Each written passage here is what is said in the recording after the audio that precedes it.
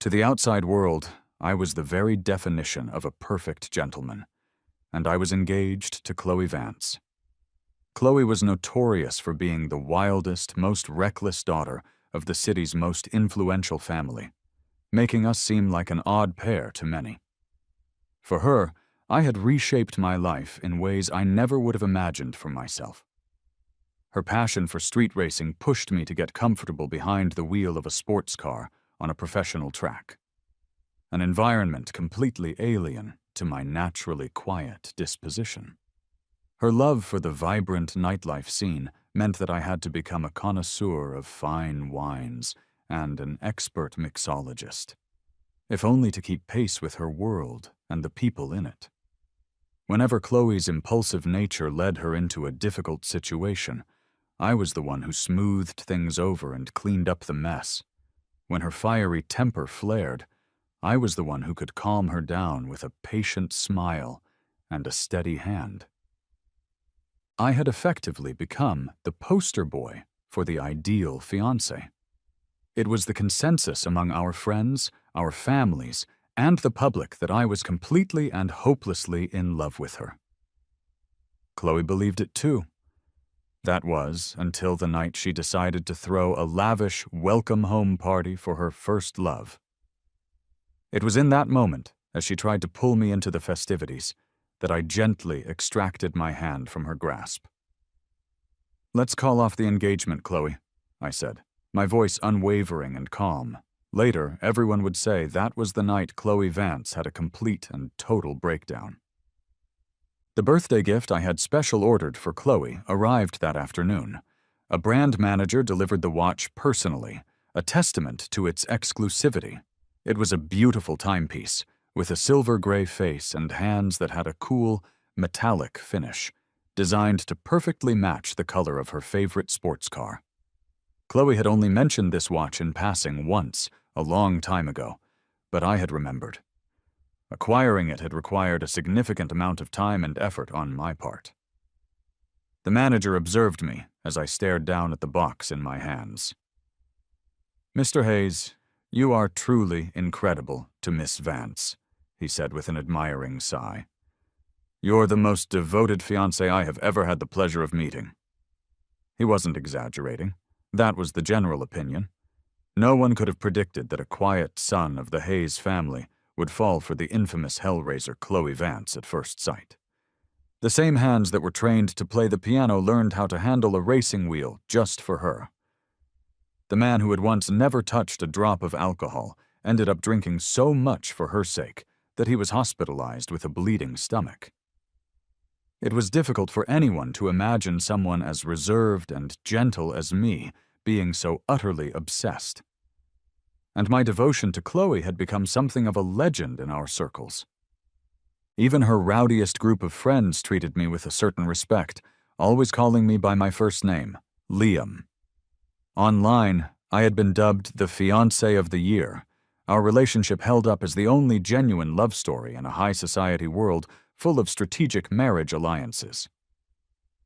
The manager continued to lay the compliments on thick. "Mr. Hayes, it seems what they say online is true. You and Miss Vance must be planning the wedding soon." I looked up from the watch and managed a faint smile, the kind of shy, pleased expression any man excited about his upcoming marriage might have. "I hope so," I replied softly. But when I turned my head and caught my reflection in the floor-to-ceiling window, the man staring back at me didn't look happy at all. Chloe's birthday was the next day. Typically, she would spend the night before celebrating with her usual crew, and on nights like those, she never bothered to answer my texts. But a few moments ago, I had received a video message. It was sent from Chloe's phone, but it was obvious she wasn't the one who had sent it. The clip appeared to have been filmed from a secluded booth in a loud nightclub, with the bass of the music pounding relentlessly in the background. In the video, Chloe was leaning back against the sofa, her eyes closed as if she were asleep, the small, familiar mole on her neck clearly visible. A man was nestled closely against her, and he leaned in to place a light, deliberate kiss on her lips.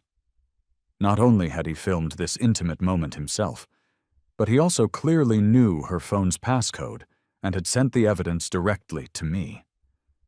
It was a blatant act of staking his claim. He even included a short voice message with it. His voice was bright and clear, laced with arrogance.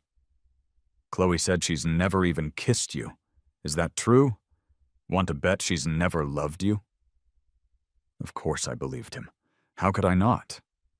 I switched off my phone, a hollow feeling spreading through my chest that I couldn't quite name. I knew Chloe had a first love, a guy she had a complicated history with, loving and hating him in equal measure. He had essentially grown up on the Vance family's dime and was friends with everyone in her inner circle, who all treated him like a younger brother. He had gone abroad to study a couple of years ago. I suppose this meant he was back now. From the look of the video, it was clear Chloe was throwing him a welcome home party, and it seemed she was also throwing in a welcome home kiss for good measure. The brand manager watched as the smile faded completely from my face, his own expression growing anxious and uncertain. I pressed my lips together into a thin line, then forced another small smile, a dimple appearing at the corner of my mouth. "You won't need to deliver any more women's watches to this address," I told him. He looked up, surprised by my sudden change in tone. I began to prepare to leave, shaking my head with a subtle hint of regret. "The engagement is off," I said plainly. "It's not needed anymore. I'm done with Chloe Vance." I knew exactly where I would find her. Even though it was late, the exclusive nightclub was still buzzing with energy. I quickly spotted their private booth. They were in the middle of a drinking game, with stacks of empty shot glasses covering the table. Only Ethan, Chloe's first love, was standing, which meant he must have just lost a round. Chloe scoffed at him from her seat. "Ethan, you only came crawling back to me because you're broke, right?" she said, her voice dripping with disdain. $1,000 a shot." Ethan bit his lip, his face pale.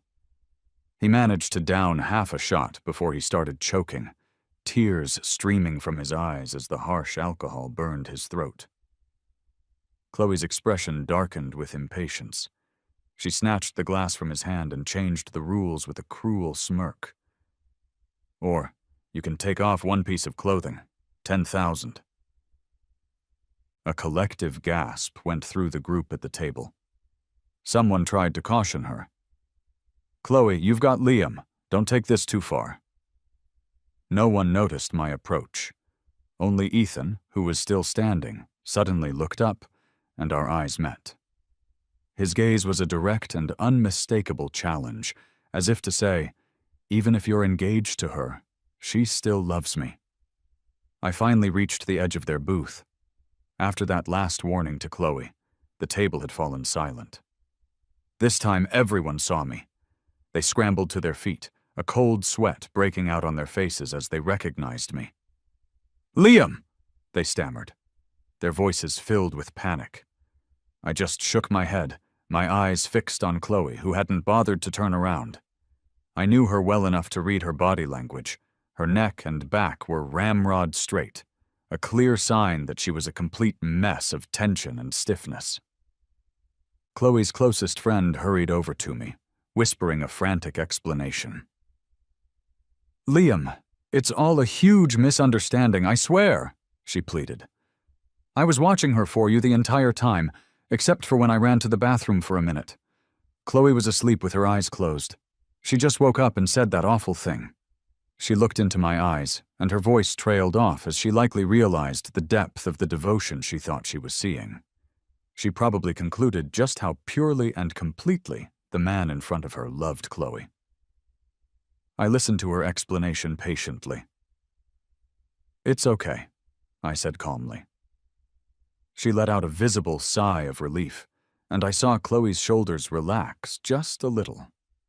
Then, I slowly slipped the platinum engagement ring off the middle finger of my left hand and placed it gently on the table, right in front of Ethan. My voice was soft and even. 1,000, 10,000, that's too slow, I said. This ring is for you." The entire mood of the club seemed to flip in an instant. The lighting was incredibly dim, and I didn't bother trying to decipher the expressions on Ethan's or anyone else's faces. I just carefully began to make my way out through the dark, crowded room. But then I heard Chloe shoot up from her seat behind me. She snatched the ring I'd left on the table and then violently kicked the table several times. The shot glass Ethan was supposed to drink from, along with a nearby champagne tower, shattered across the floor. The sudden explosion of violence made Ethan and the others around him scream in shock. Only I remained still, standing there quietly, waiting for her to finish her tantrum. Chloe was furious because I had taken off our engagement ring. She grabbed my left wrist from behind and tried to force the ring back onto my finger. I heard her voice, a low, choked whisper. "I'm sorry," Chloe said. I turned around slowly and firmly pulled my hand away from her grasp. "Chloe," I said softly, "let's call off the engagement." She clutched the ring tightly in her hand, staring at my bare finger, her jaw clenched. In a low, dangerous voice, she addressed the entire table. "Who called Liam?" Her tone was deceptively calm, like the eerie stillness of the sea before a hurricane. Chloe was a formidable figure in their world.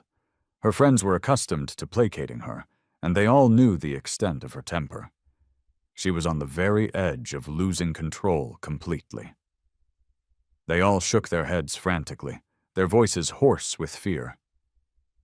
"Chloe, we wouldn't dare," they insisted. Ethan, looking both guilty and terrified, took a step back, the broken glass crunching under his shoe. Chloe's head snapped toward him, her eyes locking onto his pale face.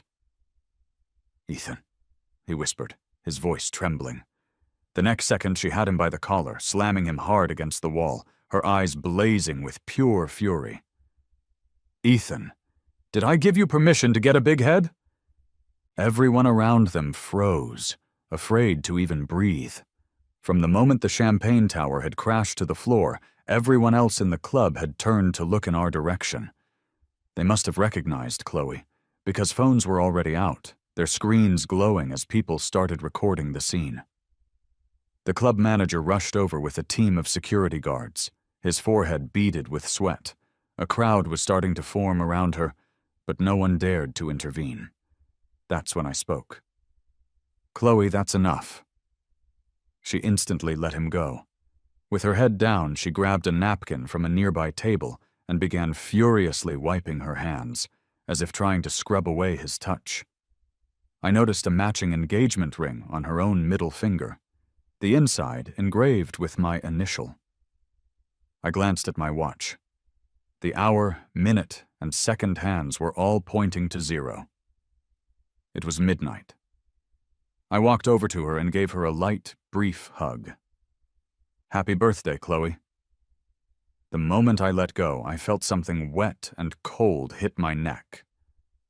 From the second I had taken off my ring, Chloe had kept her eyes down, refusing to look at me. It turned out she was trying and failing to hold back her tears. It was pouring rain by the time we left the club. The driver chauffeured me home, and I sat in the back seat, watching the city lights dissolve into the quiet, rainy night. Suddenly, the roar of a powerful engine cut through the silence. A pitch-black motorcycle pulled up from behind, easily matching our speed. Through the rain-streaked window, I saw Chloe on her bike, a machine that cost a small fortune. She was getting completely soaked in the downpour as she stubbornly rode alongside the car. It was impossible to ignore her. The driver glanced at me in the rearview mirror, his expression questioning, looking for instructions. I just shook my head. Ignore her. But Chloe wasn't the type to give up easily. She was used to being treated like a princess, with everyone around her catering to her every whim. She had no fear of death, and her recklessness was one of her defining traits. When the driver didn't stop or slow down, she gunned the engine, roaring past our car before swerving sharply to block our path, forcing the driver to slam on the brakes. We missed hitting her by mere inches. It was far too close. Thank God it was late and the roads were mostly empty. The rain was coming down even harder now, creating a thick sheet of water that almost obscured her from view completely. She got off the bike, which she'd parked sideways in the middle of the road, and walked over to my passenger side door. She knocked on the window, her expression silent but filled with a kind of desperate madness. I lowered the window just an inch. The damp, cold air rushed into the car. Rainwater traced the lines of her eyebrows and streamed down her face, making her look vulnerable. She held out the small, delicate ring. I didn't move. I just watched her quietly, for a long moment. Chloe's lips were pale from the cold. "Chloe," I said, my voice soft, "you're scaring me." She flinched as if my words had burned her, her eyes blinking rapidly. I couldn't tell if it was just the rain, but water slid from the corners of her eyes. She didn't dare make another move. She looked as if she were about to collapse right there in the street. I rolled the window back up and calmly told the driver to go around the motorcycle and take me home. Chloe was left all alone in the middle of the road, drenched to the bone in the pouring rain. This time I knew she wouldn't follow me. I took a long, hot shower as soon as I got home, only to emerge and find my social media accounts blowing up with notifications and tags. I was even trending. Everyone was speculating about what grand birthday surprise I had planned for Chloe this year. I had made a habit of going all out for her birthday for the past 2 years. Last year, I had arranged for camellias to be placed all over the city, filling the streets with her favorite flower. That stunt had caused quite a stir and had gained me a lot of followers online. I had done a lot of extravagant, crazy things for Chloe over the years, and some of those stories had made their way onto the internet. As a result, a lot of people were invested in our relationship and really shipped us as a couple. My mentions were full of people tagging Chloe in their posts. Her own account was empty. She never posted anything, but she had amassed tons of followers anyway. And she only followed one person, me. She wasn't active on social media, but I knew she'd see it if I posted something. I read the top comment on a popular gossip blog's post about us. "Chloe, give us a hint.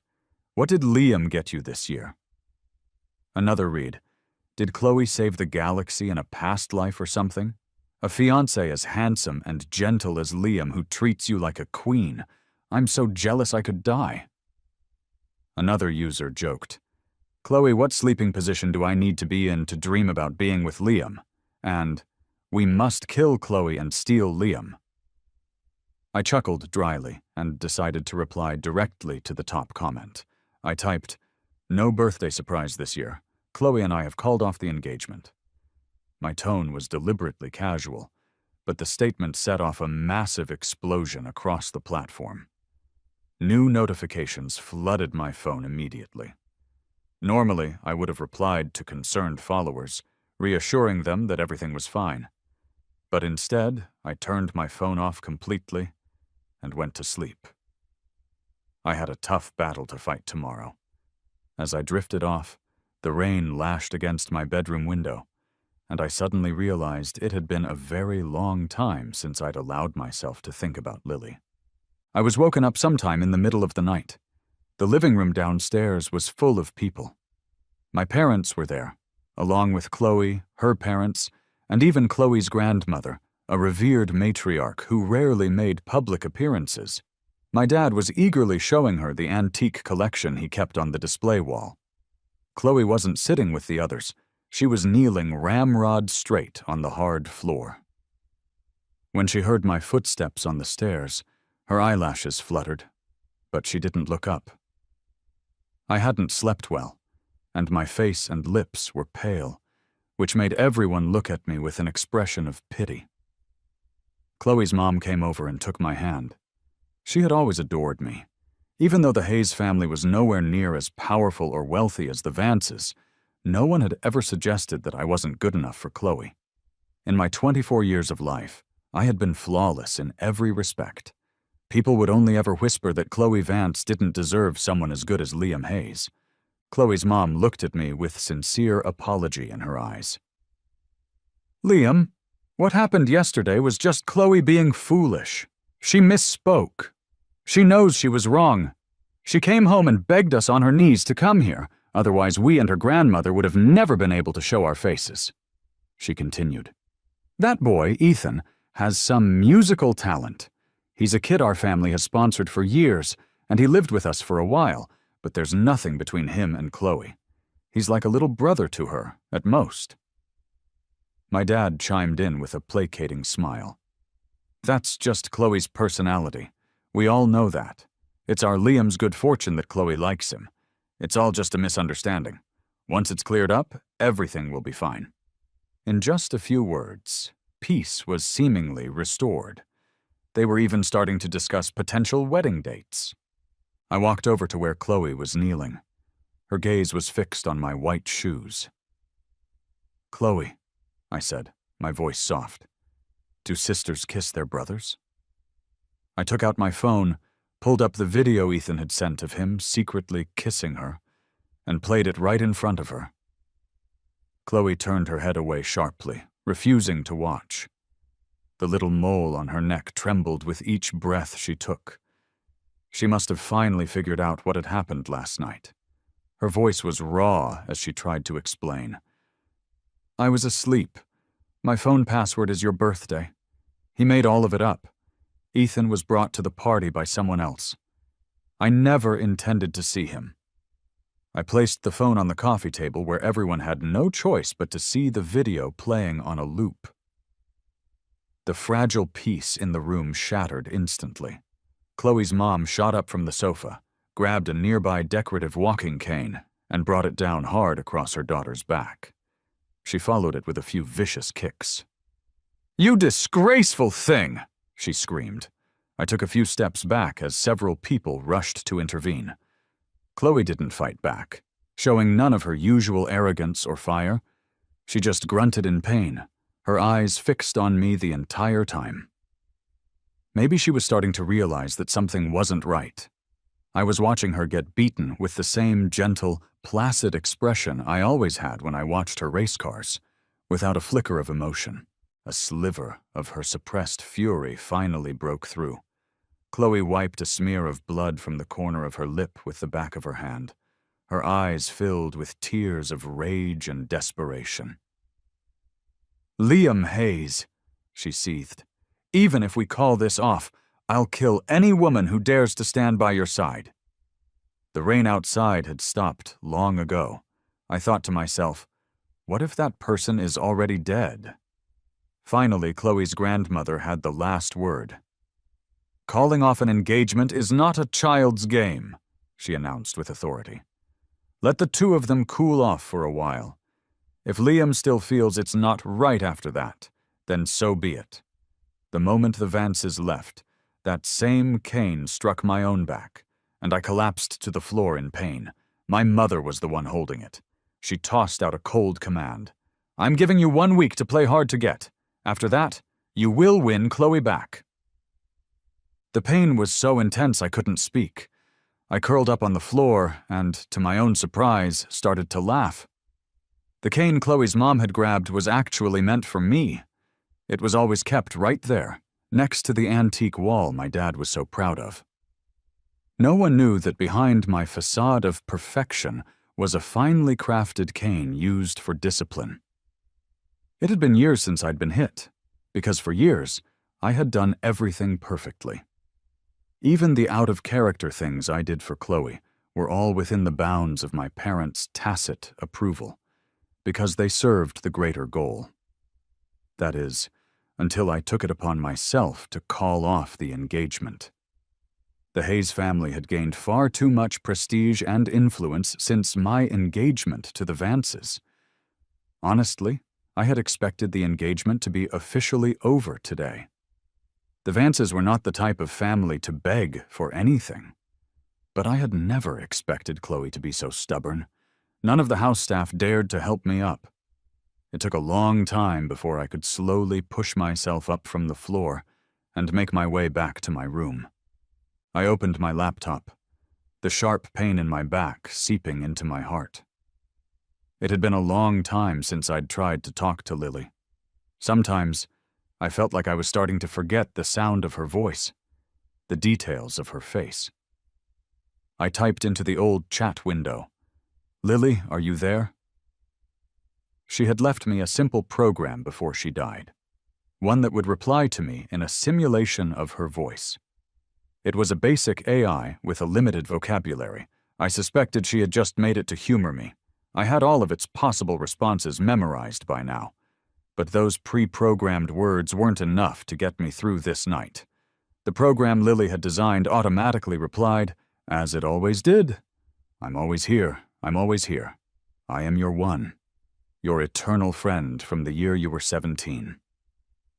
I was silent for a long moment before I typed another message. "Lily, I think I might be falling for someone else." I waited for a long time. This time, just before the screen went black from inactivity, the program finally generated a new response, one I'd never seen before. Lily said, "Liam, I've always wanted you to move forward. After treating my own wounds, I found out just how wild Chloe had been since last night." The exclusive nightclub, a popular playground for the city's elite, was shut down overnight. The friend who had brought Ethan to the club was nearly beaten to death by Chloe and was now recovering in the hospital. As for Ethan, he had vanished without a trace. Our entire social circle was in an uproar, and rumors were even flying around online. In the court of public opinion, everyone was taking my side. I patiently replied to all the texts and calls from friends and acquaintances checking in on me. Everyone except Chloe. I did, however, get a string of calls from the friends who were with Chloe that night at the club, their voices trembling as they recounted the entire evening's events. Chloe's best friend was full of regret. "Liam, it was all my fault," she cried over the phone. "I should have kicked that guy out the second he showed up. I only went easy on him because he saved Chloe's life once when they were kids. Chloe was really asleep. She had no idea he kissed her. I was only gone for a minute to use the bathroom. If you don't come back, Chloe's going to keep losing her mind." I pulled open the curtains of my bedroom window and saw a slender figure standing just outside the main gate of our property. I dialed Chloe's number. I knew she had never really left. She was waiting out there. But this time, she didn't dare do anything more. She was afraid of annoying me, so she could only stand there, far away, watching the house. I called her. She answered on the first ring. All I could hear on the other end was her quiet, tense breathing. "Chloe?" I asked. "Does it hurt?" Her voice was hoarse and broken when she replied. "It hurts. Everything hurts. My back and my heart." "I'm getting a lot of messages," I said calmly. "I can't keep up. It's exhausting." "I'll make them stop bothering you," Chloe said immediately. "Get some rest." After we hung up, the calls and texts stopped.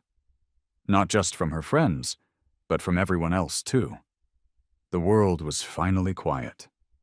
2 days passed. My back still ached, but I had a charity auction to host. Before I left for the event, my mother issued a final warning. "If you lose this engagement to the Vances, you know the consequences." I lowered my eyes and nodded in acknowledgement.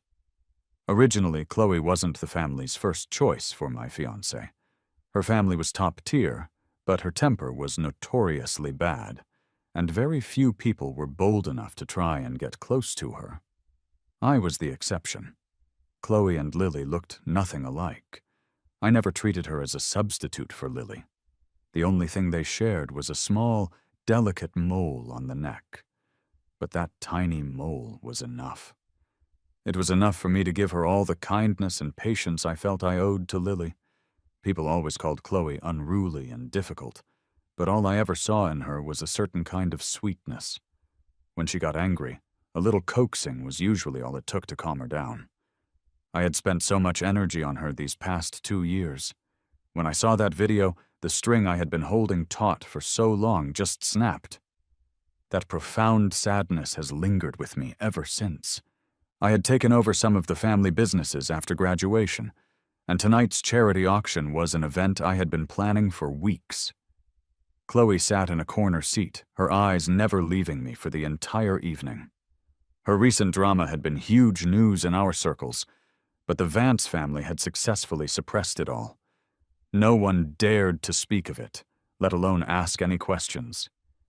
Even now, no one dared to look directly at her, because the notoriously wild heiress had visibly swollen eyes. Her being embarrassed was one thing, but being caught seeing her embarrassment was another. If you made eye contact, you might just find yourself in her line of fire. For every item that came up for auction, just as the bidding was about to close, Chloe would leisurely raise her paddle and name a price that left everyone else in the dust. She had already bought over 20 items that way. But this next one was different. The item was an oil painting by an unknown artist. It depicted a young boy playing the piano, painted in rich, brilliant colors, though you couldn't make out his face. Suddenly, there was a sharp crash from Chloe's corner. She had shot to her feet, her face as pale as ice. For the first time all night, she raised her paddle at the very beginning of the bidding, naming an astronomical figure. $10 million. After the auction, I took Chloe to collect her item. The painting was really just a filler piece for the auction, something of little monetary value. It was something Lily had painted of me a long time ago. Lily never painted me, except for this one time. And even then, she couldn't be bothered to paint my face. Lily had never formally studied art, so theoretically, the painting shouldn't have caught Chloe's eye at all. Chloe followed close behind me, completely silent. I stopped walking and looked down at her hand hanging by her side. She had just accidentally shattered a water glass at her table, and dried blood caked the back of her pale hand. I took a wet wipe from my pocket and started to gently clean the wound for her. Chloe grabbed my hand in return. Her fingertips were burning hot. She kept her eyes down, hiding the wildness that usually churned in them. I waited a long time for her to speak. "Who is Lily?" she finally asked. The artist's signature on the painting was Lily. Her huge, emotional reaction just now made me realize that she had recognized me in the portrait. She could be surprisingly sharp sometimes. I continued cleaning the blood from her hand, being very careful. She was the daughter of a family friend, I explained. Same age as me, but she had poor health. When I was 17, Lily came here for treatment and stayed at our house for a while. She couldn't really paint. You overpaid. Chloe's lips were pressed into a thin, terribly pale line. Her hands were shaking. I didn't know what emotion she was holding back. She wouldn't even say Lily's name. "Where is she?" she asked. I took her hand and placed it over my own heart, meeting her dark, intense gaze. "In here," I said softly. "Lily's dead. In my heart." Chloe reached out and suddenly flipped off the lights in the collection room. The space plunged into darkness, with only the faint moonlight streaming in from a high window. I braced myself to hear her kick something, to hear the decorative fish tank next to us shatter on the marble floor. Her violent emotions were often more intense than most people's, but a long time passed in complete silence. I reached out in the dark and touched her face. It was wet with tears. Chloe suddenly pulled me into a fierce hug, burying her face in the crook of my neck. Her voice was choked with sobs. "Liam, what do I have to do for you to forgive me?" I stroked her hair, trying to soothe her. "Hang the painting back up," I said softly. "Don't tear it. It was very expensive. Hang it in your bedroom, right where our engagement photo used to be." She froze in my arms. Chloe was an intensely possessive person, especially after we got engaged. Anyone who showed even the slightest interest in me was dealt with brutally by her. If a painting of me, done by another girl, hung in her bedroom, She would be forced to relive the humiliation from that night at the club every single day. That would make us even. I waited a long time before she whispered a single word. Okay. Thanks to Chloe, the charity auction was a massive success. Her lavish spending ensured that every single item went for a high price, and the total amount raised for the cause was substantial. All my hard work had paid off. After wrapping things up at the venue, I headed home with the driver. There was a large bouquet of camellias sitting in the back seat with me. The driver gave me an awkward smile through the rearview mirror. Miss Vance insisted I take them, sir. I couldn't say no. Chloe had a habit of showering me with things that she liked, and flowers were no exception. The driver had been with my family for years. As he drove, he added hesitantly, Miss Vance really does cherish you, sir. That was all he could say. I murmured in acknowledgement. I placed the camellias on my lap and watched the city lights blur past the window. I always knew that Chloe was just Chloe. Her personality was too strong, too free, too full of a fierce life force. I looked down at the vibrant camellias in my lap. Lily, I'm moving on. Will that make you sad? It was late when I got home, but the entire house was lit up. The household staff moved about in tense silence. I walked into the living room as I usually did and reported the successful results of the auction to my mother. The elegant cane was right beside her chair, within easy reach. She waved a hand dismissively, her eyes, so much like my own, fixed on me with stern authority. Liam, what did I tell you before you left? I recited her words verbatim, even mimicking her cold tone. If you lose the Vance engagement, you will make me understand the consequences. What was that painting at the auction today? She demanded. How did a painting by Lily end up there? I was surprised she even remembered Lily's name. She shook her head, looking deeply disappointed in me. Liam, this family has invested so much in you. You are our pride. Why have you been so disappointing lately? Don't blame me for being strict. Only a strict upbringing can produce an outstanding child, a child worthy of being loved. She stared at me, waiting for my response. I nodded obediently, as she wished.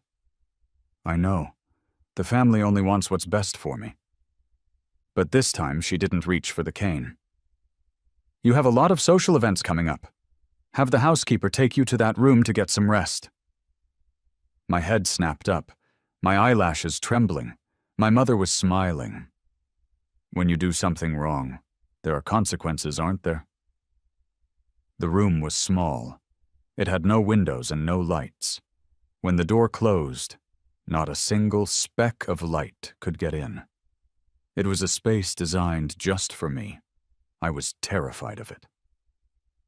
As far back as I can remember, there were two punishments for any misbehavior: being hit with the cane or being locked in the little room. When I had important social events coming up where bruises would be noticed, they used the latter. But for me, that room was far more terrifying than the cane. It was a deep-seated psychological fear built up over years of punishment. The moment the heavy door closed, the boundless darkness swallowed me whole. My whole body started to shake, and a cold sweat broke out on my back. I collapsed onto the floor, gasping for air, a suffocating feeling tightening its grip around my neck. I didn't scream. No one in this house would ever open the door for me. Only once, when I was 17, Lily, who was staying with us while she was sick, had followed the sounds of my crying and screaming, and had managed to open the door that could only be unlocked from the outside. I pried open my sweat-stung eyes and saw her silhouette framed against the light from the hallway. Liam, Lily had asked quietly, do you want to run away with me? I said yes. She hated her painful medical treatments, and I hated the oppressive rules of the house. It seemed like a perfect match. But we only made it halfway to the bus station before she had a severe attack. That was the attack she never recovered from. She never walked out of that hospital bed again. My mother said Lily's death was the price for my rebellion. She said my only friend died because of my selfishness. After that, I never fought back again. It was a kind of penance. I was always obedient, always living my life on the track they had carefully laid out for me. Everyone thought I was gentle and excelled at everything. No one knew that I was still trapped in the spring of my 17th year, replaying the image of a pristine Lily lying in a hospital bed, blood pouring from her mouth as she gasped for breath, the little mole on her neck rising and falling with each labored effort. I was never able to let it go. Until I met Chloe. She was the variable I had never accounted for. I could barely breathe in the suffocating darkness. But then I caught the faint, sweet scent of the camellia on my wrist. And for a split second, my mind cleared. I scrambled for my phone, and with all my remaining strength dialed a number. It connected instantly. I felt my senses slipping away, leaving only the sound of my faint, rapid breaths echoing in the small space. "Liam, where are you?" Chloe asked, her voice tight with alarm. I couldn't answer. I could hear the sound of wind rushing on her end of the line. I lost all track of time and space. All I knew was that the call stayed connected, and the door I could never open on my own was suddenly kicked open with a loud, splintering bang. Chloe was standing there, framed by the light, her face a mask of fury. She must have gotten here incredibly fast, because I regained consciousness while she was still carrying me in her arms toward the front gate. Her personal doctor was running to keep up, and the entire property, both inside and out, was swarming with men in black suits. I tugged weakly on her sleeve, my voice as quiet as ever. "Chloe, go back." She stopped in her tracks. Her dark eyes stared down at me, heavy with a terrifying mix of fury and worry. But just like before, she didn't hesitate. She turned around without a word and carried me back into the living room. I struggled to my feet, but the world spun violently, and I nearly threw up after just a few unsteady steps. The whole Hayes family was there, watching. My mother, who had disciplined me for years. My father, who always looked away with feigned sympathy. The helpless staff who could only watch in silence. I picked up the cane from its place by the wall and brought it down hard on the antique display. Glass flew everywhere. Once wasn't enough. I hit it again and again. I don't know how many times I swung before I came to my senses, surrounded by a sea of wreckage. The cane clattered to the floor, broken into several pieces. They were all backing away in fear, looking at me like I was a complete madman. Even my mother was speechless. She was wrong back then. I shouldn't have tried to run away with Lily when I was 17. I should have just smashed this whole suffocating place to pieces. My voice was still raw, but it was clear. Fuck your perfect gentleman. A dream has haunted me for years. In it, I'm running down a road, desperately running, clutching a white magnolia that has just fallen from a branch. I'm so excited to tell my friend how magnolias seem to glow in the moonlight. But then I trip and fall. When I get back to the hospital room, Lily is surrounded by doctors and nurses, and the heart monitor is emitting a single, flat line. She will never paint the boy at the piano again. She will never open that door for me again. She will never reach out her hand to me again. She asked me to pick her a flower on the spring breeze, but she disappeared forever in the spring before I could make it back to her.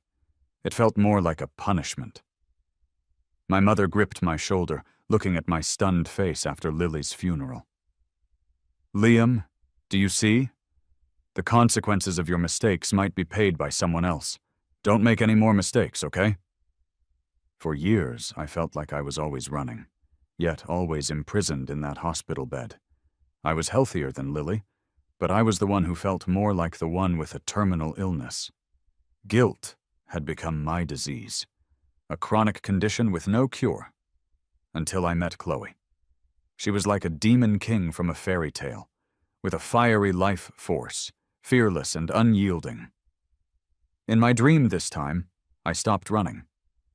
I stopped, placed the magnolia gently on the ground, and said, "Lily, I have to keep moving forward. You be well." It was night when I woke up in a private hospital room. Chloe had fallen asleep waiting by my bedside, curled into a tiny space in the uncomfortable armchair. She looked exhausted, as if she hadn't slept in days. Even in her sleep, she held my hand tightly. She wore her engagement ring on her middle finger, and I saw that my matching ring was strung on a silver chain around her neck. I opened up my social media on my phone. Chloe had, for the first time ever, posted something. It was just a photo of her hand holding mine in the hospital bed, but there was no ring on my finger. Sharp-eyed followers noticed the corner of the necklace she was wearing. The comment section was filled with people mocking her. "You don't appreciate a great guy when you have him. Now you can cry your eyes out and no one will care. Rich people are something else. Wearing 2 engagement rings all by yourself. Impressive." Chloe had replied to each and every one of them with the same 2 words. "Screw you." Outside the hospital window, the white magnolias were in full bloom, glowing almost luminous in the dark of the night. I was lost in thought for a while, and when I turned back, I saw that Chloe was awake. She'd been watching me for who knows how long, all the usual arrogance and defiance gone from her eyes. Chloe kept her lips pressed together, carefully waiting to see how I would act. I looked at her eyes. They were still red and swollen. I sighed and got some ice from a bucket to gently press against them to help with the swelling. I'd heard she'd been wearing sunglasses everywhere she went for the last couple of days. I never imagined she could cry so much. Chloe suddenly spoke, her voice soft. "Liam, whatever you want to do next, whoever you want to be, you can really do it." I thought for a moment. Does that include calling off the engagement? She paused for a long time. Her voice was hoarse when she finally said, "Yes, but I'll keep loving you. I'll keep following you. No one else can be with you. Not even in your heart." I nodded slowly. She reached out and laced her fingers through mine. This time I didn't pull away. I will be myself, just as Lily wanted, and keep moving forward, no longer trapped in the spring of my 17th year. The gears of fate, which had been stuck for so long, finally clicked into place. The white magnolias swayed in the spring night. For me and for Chloe, there were countless springs still to come.